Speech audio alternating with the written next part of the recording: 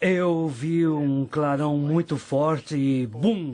Tudo estava sendo sugado para fora do avião. O 243 da Aloha Airlines acaba de sofrer o que os especialistas chamam de descompressão explosiva. O ar dentro do avião que possibilita o voo de jatos escapa de forma súbita e terrível. 35 metros quadrados de fuselagem são arrancados. A parte de cima do avião fora arrancada, com ventos de 300 nós atingindo a cabine. Isso é o equivalente a 3 vezes a força de um furacão. Aquelas pessoas estavam vestidas para o Havaí na primavera e não para temperaturas de menos 50 graus Celsius. A 24 mil pés, aquelas pessoas podiam morrer. O comandante Bob Schonsteiner começa uma descida de emergência, descendo 20 metros por segundo. O estresse sobre a aeronave danificada ameaça desintegrá-la. O marido da senhora, que estava sentada ao meu lado, estava na outra fileira e eles tentavam alcançar a mão um do outro para tocar os dedos e dizer adeus. Apesar da terrível situação, a tripulação consegue aterrissar seu avião avariado e danificado.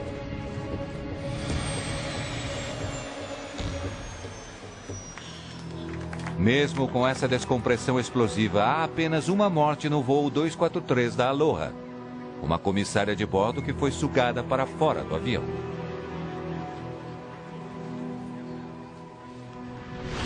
Gene Wiley investiga o acidente para o Departamento Nacional de Segurança dos Transportes americanos.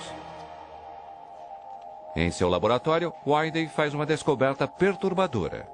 Verificando algumas das partes da fuselagem do avião, ele encontra uma série de trincas muito finas. Elas estão bem ao lado dos buracos criados pelos rebites e quase não é possível vê-las a olho nu, mas são sinais clássicos de fadiga de metal. Um avião não é um tubo sólido. Para manter a pressão que os passageiros precisam para desfrutar de um voo, ele é projetado para ser muito mais flexível. A fuselagem do avião está respirando. Ela se expande e se contrai dependendo da altitude. Quando está em terra, está em estado de contração. Quando está a uma altitude de 24 mil pés, a fuselagem se expande. O avião está em um ciclo constante. Isso é a pressurização. A longo prazo, isso vai enfraquecer a estrutura. Os registros mostram que o jato da Aloha tinha 19 anos. Os 737 são projetados para um tempo de serviço de 20 anos e 75 mil voos recomendados. Mas, durante um estudo mais detalhado, os investigadores descobrem que o jato da Aloha havia feito um número extraordinário de 89 mil voos. As curtas viagens entre as ilhas havaianas indicavam que os aviões da frota da Aloha haviam passado por mais ciclos de pressurização do que qualquer outra aeronave. Viu alguma coisa ao embarcar nesse avião? O que foi que viu? O investigador Jim Wiley tem uma pista ao entrevistar uma das passageiras da Aloha. Ela diz ter visto uma trinca pequena na fuselagem bem do lado direito da porta. A testemunha viu uma trinca nessa área. E encontramos uma trinca por fadiga aqui atrás. Portanto, essa é a linha onde as trincas por fadiga se encontraram. Uma parte veio para baixo, para cá e se dobrou. E a outra parte foi para cima, soltando-se para o lado direito. Mas alguma coisa não faz sentido. O jato da Aloha perdeu 35 metros quadrados de sua fuselagem. Entretanto, nos anos que se seguiram ao desastre com o Comet, a Boeing e outras empresas haviam projetado um dispositivo de segurança que deveria ter reduzido o cisalhamento ao mínimo. Dentro da fuselagem de todos os 737, a Boeing instalou uma série de bloqueadores de trincas. No caso de haver qualquer tipo de trinca se alastrando na fuselagem, ela deveria ir apenas até o bloqueador seguinte, nunca ultrapassando 13 centímetros, antes de formar um ângulo de 90 graus. Isso teria impedido o tipo de desintegração catastrófica que destruiu o Comet. O objetivo dos bloqueadores é confinar qualquer tipo de trinca na fuselagem A. Basicamente um quadrado de 10 polegadas. O quadrado de 10 polegadas permite controlar a descompressão e limitar a uma área bastante pequena qualquer dano estrutural. Mas no caso do voo 243 da Aloha, os bloqueadores não contiveram a ruptura provocada pela fadiga do metal. O NTSB acredita que houve tantas trincas na fuselagem que elas acabaram se juntando, abrindo um enorme buraco no avião. Mas as partes de um jato não são unidas apenas com rebites. O desastre do Comet também enfatizou a necessidade de reforçar a fuselagem. O revestimento de um avião é construído com painéis independentes que se sobrepõem. Esses painéis são presos um ao outro por um adesivo poderoso, conhecido como epox. À medida que o epox endurece, os painéis são fixados por rebites. E enquanto investiga a fuselagem do Aloha, Gene Wilder encontra descoloração dentro de algumas juntas que se sobrepõem. Pode-se ver agora que o material escuro é o epóxi que foi usado para fixar as duas camadas do painel. O material branco que se vê aqui é a corrosão provocada no revestimento de alumínio da fuselagem. O clima do Havaí é ótimo para os turistas, mas duro para os aviões. O ar do oceano é úmido e contém uma grande quantidade de sal que pode corroer até mesmo o epóxi industrial. Os investigadores descobrem que a Boeing, a empresa que construiu o 243 da Aloha, havia emitido inúmeros avisos por escrito sobre o epóxi. Se não for aplicado na temperatura correta, se os painéis estiverem úmidos ou sujos, ele pode não funcionar como o esperado. A Boeing recomendava inspeções detalhadas regulares. Mas os funcionários da Aloha não relataram quaisquer problemas com o epóxi. Ou eles nunca viram o comprometimento do epóxi, ou se viram, isso não foi consertado.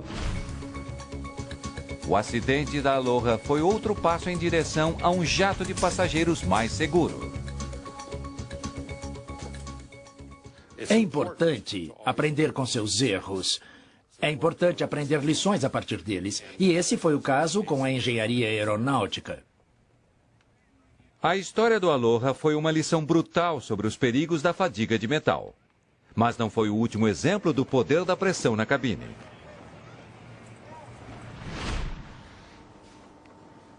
Dois anos depois, a indústria aeronáutica teria outro lembrete aterrorizador disso.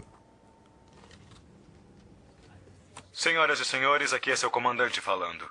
Meu nome é Tim Lancaster. Bem-vindos a bordo desse voo da British Airways para Málaga. 10 de junho de 1990. O voo 5390 da British Airways está deixando Birmingham, Inglaterra, com destino à Espanha. 87 pessoas estão a bordo. 80 nós.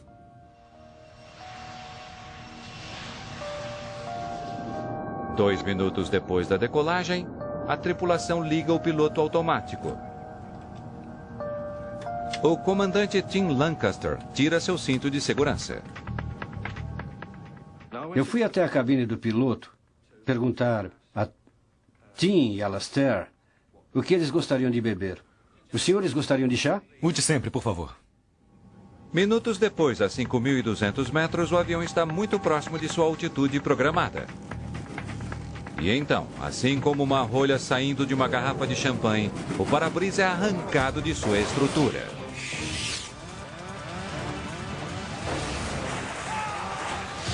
O comandante Tim Lancaster é sugado para fora de sua poltrona e fica preso à fuselagem por ventos fortíssimos que chegam próximos a 550 km por hora. A temperatura é de menos 17 graus centígrados e há muito pouco oxigênio. O copiloto Alastair Atkinson está sozinho nos controles. Normalmente as janelas da cabine não conseguem se soltar de suas estruturas. A força do ar, enquanto o avião avança pelo céu, empurra o para-brisa contra o avião. No voo 5390, algo estava terrivelmente errado. O comissário de voo Nigel Ogden corre para ajudar.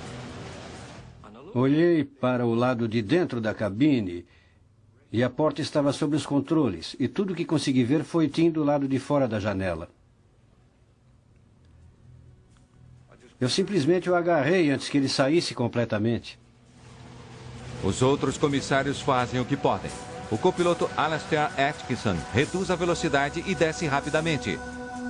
Mas à medida que ele diminui a velocidade, a queda da pressão do vento faz com que o comandante escorregue para a lateral do avião. Só me lembro dos braços do Tim